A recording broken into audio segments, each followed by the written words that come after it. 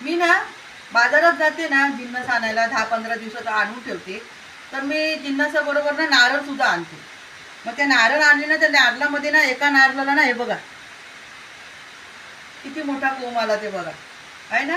मी काय केलं माहिती आहे, ही बादली आहे ना, या बादलीमध्ये मी पाणी ठेवलं आणि त्या पाण्यामध्ये ना हे दगडी ठेवले हे बघा आणि दगडांचे असा सपोर्ट देऊन ना असा नारळ मी उभा केला. हा बघा, हा बघा कसा उभा राहतो आहे ना, हा बघा.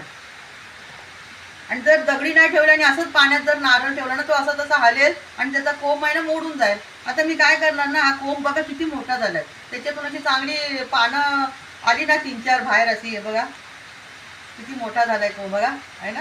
अशी 3-4 पानं अशी आलीच ना का मग मी काय करणार, कुठेतरी अशी जागा बघणार नारळ लावण्यासारखी आणि तिथे हे नारळ लावणार. मस्त होईल नारळ हे बघा कसा मस्त उभा राहिलाय. आता बादलीतलं पाणी जर कमी कमी होत गेलं ना पुन्हा त्याच्यात पाणी टाकायचं. मी तसं करते. 2 नारळ मी असे रुजवलेत. पाणी कमी झालं का त्यात पाणी पुन्हा टाकायचं. कसा वाटला व्हिडिओ आणि कशी वाटली माझी आयडिया तुम्हाला, आवडली का?